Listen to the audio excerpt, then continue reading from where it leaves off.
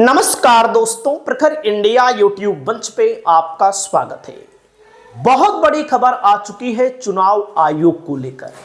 हमारे देश के चुनाव आयोग पर, मुख्य चुनाव आयुक्त पर, चुनावी प्रक्रिया पर, वोटर लिस्ट पर, ईवीएम पर लगातार सवाल उठ रहे हैं। देश की एक बड़ी आबादी है, बहुत बड़ी आबादी है, जो ये चाहती है कि ईवीएम से चुनाव ना हो, और जो चुनाव हो भी रहा है उसमें चुनाव आयोग खेला कर रहा है। बीजेपी से मिली भगत का आरोप लग रहा है। इसी मामले को लेकर सुप्रीम कोर्ट का एक फैसला आया है और सुप्रीम कोर्ट के इस फैसले से चुनाव आयोग को बहुत बुरा झटका लगा है। फैसला क्या है, उस फैसले पर हम आपसे आगे बात करते हैं। सबसे पहले आप देख लीजिएगा कारण क्या है। ज्ञानेश कुमार इलेक्शन कमिश्नर बनाए गए हैं कि बने हैं। इलेक्शन कमिश्नर, इलेक्शन चीफ बनने के लिए पहले 3 लोगों की राय ली जाती थी: प्रधानमंत्री, विपक्ष का नेता, सुप्रीम कोर्ट का मुख्य जज। लेकिन बीजेपी ने सुप्रीम कोर्ट के मुख्य जज को हटा दिया। आपने देखा होगा 2023 में ही हटा दिया। और प्रधानमंत्री रहते हैं और उनका एक कैबिनेट मंत्री रहता है। तीसरे आदमी विपक्ष के नेता का कोई मतलब ही नहीं है कुल मिलाकर के। जिसको मोदी चाहे उसको बना दे, जिसको ना चाहे उसको ना बनाए, यही एक कहानी है। फैसला क्या है पहले आप देखिएगा। आप लोग, आपके सामने मैं आपको दिखाना चाहता हूं। यहां पर पुनर्मतगणना का आदेश देते हुए जस्टिस संजय करोल और जस्टिस एनके सिंह की खंडपीठ ने क्या कहा है। चुनाव में उम्मीदवार दिन के दौरान मतदान पर नजर रखना चाहते हैं और उसके रिकॉर्ड का निरीक्षण करना चाहते हैं, जिसे नकारा नहीं जा सकता। यदि पीठासीन अधिकारी के रिकॉर्ड गायब हैं और उन्हें सत्यापित नहीं किया जा सकता, तो यह पाया जा सकता है कि अंतिम निष्कर्ष संदिग्ध है। यानी कि आप चुनाव करवाते हैं, चुनाव आयोग को सुप्रीम कोर्ट ने कहा है आप चुनाव के दिन चुनाव करवाते हैं, मतदान करवाते हैं, उस पर नजर रखना चाहते हैं, उसके रिकॉर्ड का निरीक्षण रखना चाहते हैं, जिसे नकारा नहीं जा सकता। यदि पीठासीन अधिकारी के रिकॉर्ड गायब है तो उन्हें सत्यापित नहीं किया जा सकता। यह पाया जा सकता है कि अंतिम निष्कर्ष संदिग्ध है, यानी कि जो आपका रिजल्ट आया है वो संदिग्ध है। अगर कोई भी आंकड़ा गायब हो गया है, चुनाव से संबंधित प्रत्येक दस्तावेज महत्वपूर्ण है, उसे सुरक्षित रखने के लिए सभी आवश्यक प्रयास करने चाहिए, यह सुप्रीम कोर्ट ने कहा है। जो चुनाव आयोग कहता है डाटा डिलीट हो गया, हमारे पास कागज नहीं, हमारे पास आंकड़ा नहीं है, आंकड़े कभी बढ़ जाते हैं, कभी घट जाते हैं, कुछ समझ से बाहर हो जाता है। वहीं पर सुप्रीम कोर्ट ने कहा है प्रत्येक वोट का अपना अमूल्य होता है, अपना मूल्य होता है, एक एक वोट की कीमत होती है, एक एक वोट लोकतंत्र में महत्वपूर्ण है, भले ही अंतिम परिणाम पर उसका प्रभाव पड़े या ना पड़े। आप जानिएगा उसके बाद क्या है। न्यायालय ने यह भी कहा कि चुनाव में प्रत्येक वोट का अपना मूल्य होता है, भले ही चुनाव के दिन अंतिम परिणाम पर उसका प्रभाव कुछ भी हो, इसलिए उसकी पवित्रता की रक्षा की जानी चाहिए। एक एक वोट की कीमत है, एक एक वोट के बारे में यहां पर सुप्रीम कोर्ट ने चुनाव आयोग को सचेत किया है। खंडपीठ ने इलाहाबाद हाई कोर्ट के आदेश को खारिज कर दिया है। उसमें उपमंडल मजिस्ट्रेट द्वारा पुनर्मतगणना के लिए जारी निर्देश रद्द कर दिया गया था। अब आप सोचिएगा, जहां पर बीजेपी का प्रत्याशी हो, सत्ताधारी पार्टी का प्रत्याशी हो, और जीतने वाला होता है, वो 1500 से हार रहा होता है, 2-4 हजार से, वहां से फिर से मतगणना कराने का आदेश दे दिया जाता है।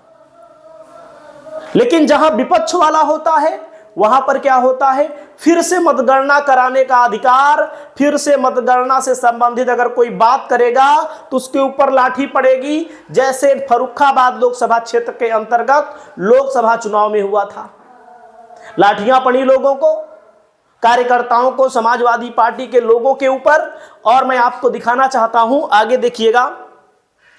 लोकतंत्र को दी जाने वाली सभी श्रद्धांजलि के मूल में वह छोटा आदमी है जो एक छोटी सी पेंसिल लेकर कागज के एक छोटे से टुकड़े पर एक छोटा सा क्रॉस बनाते हुए छोटे से बूथ में प्रवेश करता है।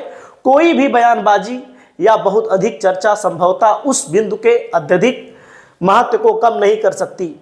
निर्णय में जस्टिस करोल ने कहा है कि चुनाव प्रत्येक नागरिक के लिए समानता सुनिश्चित करते हैं, क्योंकि प्रत्येक व्यक्ति का वोट मायने रखता है। इन सब बातों को लेकर जब बातें हुआ करती थी पहले, तो क्या किया जाता था? आप लोगों ने देखा होगा, चीफ इलेक्शन कमीशन आरोप लगाने वालों के लिए क्या कहते हैं, आजकल इल्जामातों का दौर बुलंद है, तलखियों का बाजार गर्म है, मंजूर है इल्जाम लगाओ मगर शर्म इतनी है सबूत साथ हो। चुनाव में ड्यूटी में लगे कर्मचारियों के लिए गुलशन की खूबसूरती फूलों से है, माली की कौन बात करता है, लोकतंत्र में जीत हार जरूरी है, तुम्हारी बात कौन करता है। वैसे आप लोग देखेंगे दोस्तों, कुछ चीजें बता रहा हूं आपको। फार्मेसी होता है, आसान भाषा में कहें इस बात की जानकारी करता है कि एक मतदान केंद्र पर कितने वोट डाले गए। यहीं पर मामला गड़बड़ होता है। चुनाव आयोग की वेबसाइट पर फार्मेसी भी उपलब्ध है। इस फार्म में 12 जरूरी पॉइंट क्या होते हैं। ईवीएम का सीरियल नंबर जरूरी होता है लिखना। ईवीएम का सीरियल नंबर क्या है? मतदान केंद्र पर मतदाताओं की संख्या कितनी है? 17A के तहत मतदाताओं के रजिस्टर वोटर की संख्या कितनी है कि उस बूथ पर कितने रजिस्टर वोटर हैं। रूल 49M के तहत उन मतदाताओं की संख्या जिन्हें वोट नहीं देने दिया गया उनको भी लिखना होता है। वहीं पर वोटिंग मशीन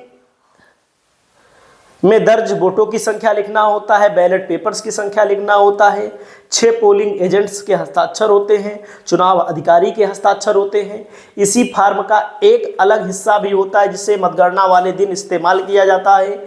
इस फार्म में लिखा जाता है कि किसी एक उम्मीदवार को कितने वोट मिले हैं।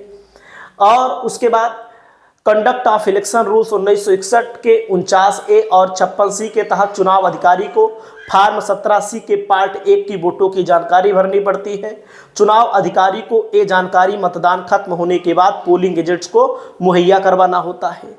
अब हम बात करते हैं सुप्रीम कोर्ट का फैसला क्या है। सुप्रीम कोर्ट के फैसले पर बात करते हैं। हमारे देश की सबसे बड़ी न्यायालय है। एक फैसला जो आया है और इस फैसले को जोड़कर देखा जा रहा है, जो लोकसभा के चुनाव में आप लोगों ने देखा होगा। थोड़ा सा रुक जाइए। अब देखिए मामला क्या है। क्या था मामला? मामला कुल गिने गए वोटों की संख्या को लेकर था। प्रयागराज के एक ग्राम प्रधान के चुनाव में हिस्सा लेने वाले अपीलकर्ता को बताया गया कि कुल 1193 वोट पड़े, जबकि आधिकारिक घोषणा में 1213 वोट दर्ज थे। इस प्रकार 19 वोटों का अंतर था। मतलब कि 1193 वोट बताया गया पड़े, और लेकिन घोषणा जो की गई थी बताया गया था कि 1213 वोट पड़े थे।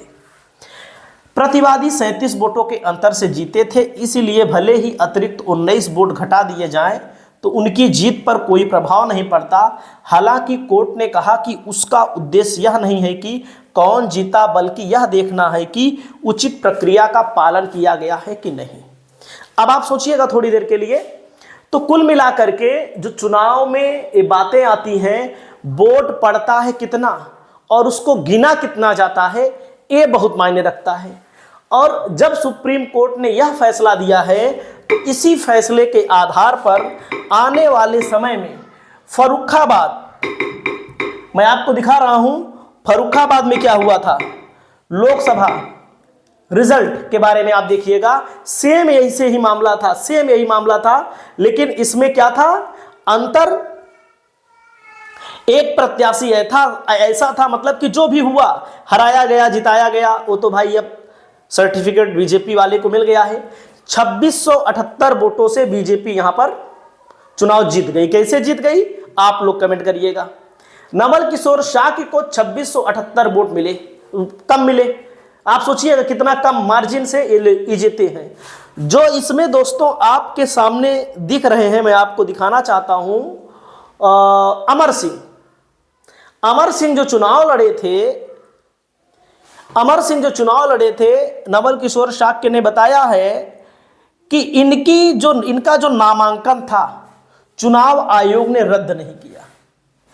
इनका नामांकन गलत था, चुनाव आयोग विपक्षी पार्टियों के नामांकन को रद्द कर देता है। ऐसे मामलों को लेकर अगर सुप्रीम कोर्ट में सुनवाई होती है तो सुप्रीम कोर्ट फिर से मतगणना कराने का अधिकार देगा। हालांकि टाइम बीत चुका है।